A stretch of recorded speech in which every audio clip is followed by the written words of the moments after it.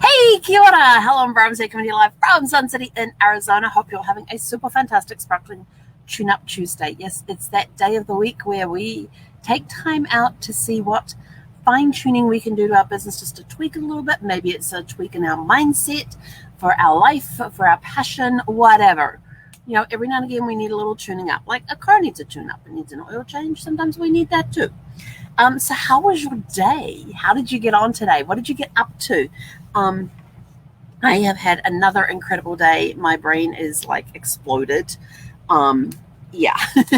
Today we covered newspaper research, land records, federal and state census, and birth, marriage, and death stuff. It was awesome.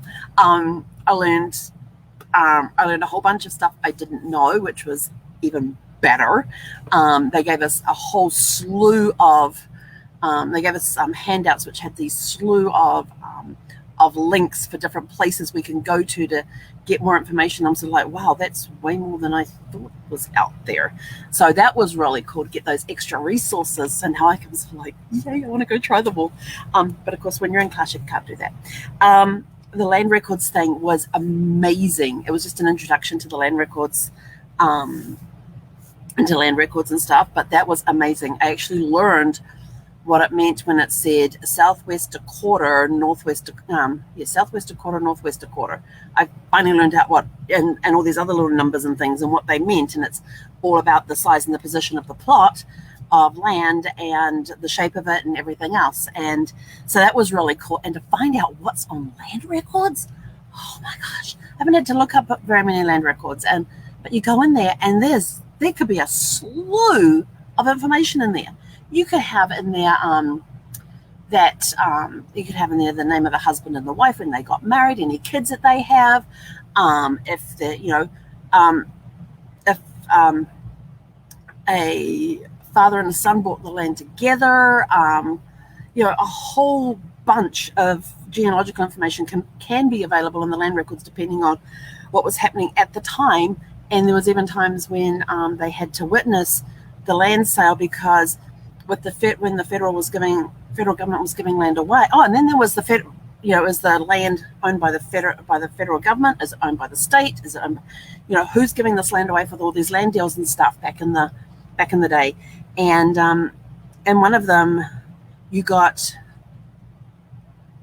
what was it, 300 and something acres that you would get yourself. But if you were married, your wife could then get the exact same. So you could literally double your land size just by being married. And so on those land records, you had to have proof of marriage.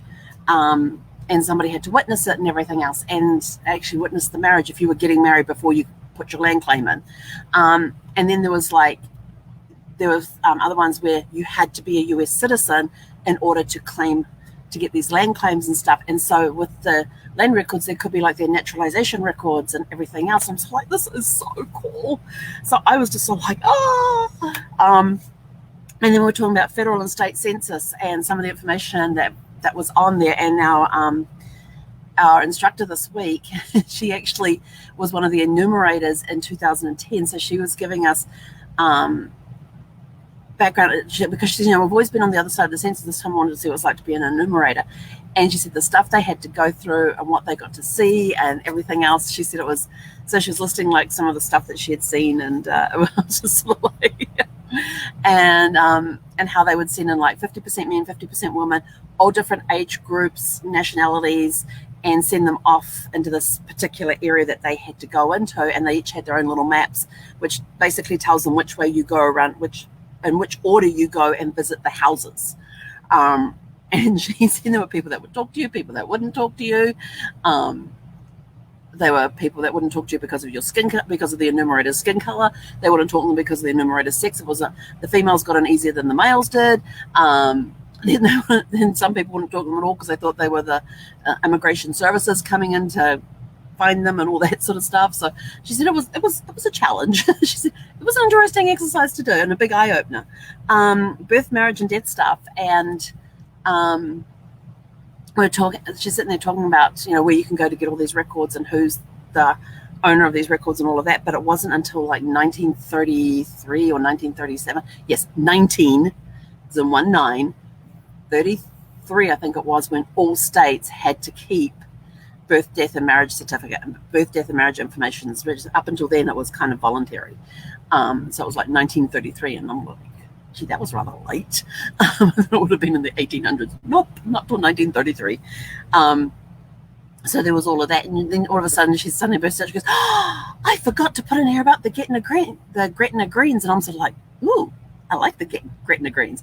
And if you don't know what the Gretna Greens is, if you've ever read the book, I know it's in Pride and Prejudice, and it's probably in other books too, and it's in the different TV series and movies that's been made about Pride and Prejudice. How Lydia, the youngest sister, runs away with Gretna Green with Mr. Wickham, and they get married. Oh no, they run away there, but they don't get married. And basically, Gretna Green was this place in Scotland where you didn't have the restrictions on you that you have in England to get married. And so that's where they would elope to. And so apparently we have Gretna Greens in the US as well. And I'm sort of like, where do we find that list? And so we found the list, and there's like this whole slew of different places around the US where you can, and like Vegas is a big Gretna Green. So they were talking about different places you can go. You can basically elope to. And of course, as soon as I heard Gretna Green, I thought, I know what that is. It's an actual place, and it actually took place. It wasn't just in a novel. It is an actual place. So thanks to the Scots for that one. And so, yeah, they do have Gretna Green places here in the US. That was kind of fun to find those, because it's like, oh, now I've got somewhere else I can go look for marriage records and things.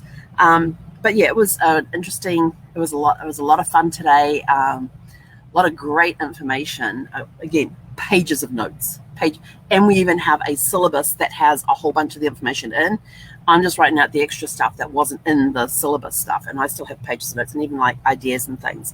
So I now have to go do my homework for this evening, which is taking the person that I am looking for, and I now have to go find his vital records. So find his birth, marriage, and death. And I'm sort of like, yeah, that death one's going to be the fun one. She goes, why is it?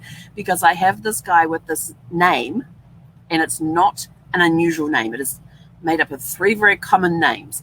And I said, but I have him with a death date in Michigan, and I also have him with a death date and burial in Michigan. Same guy, death date and burial date in Missouri.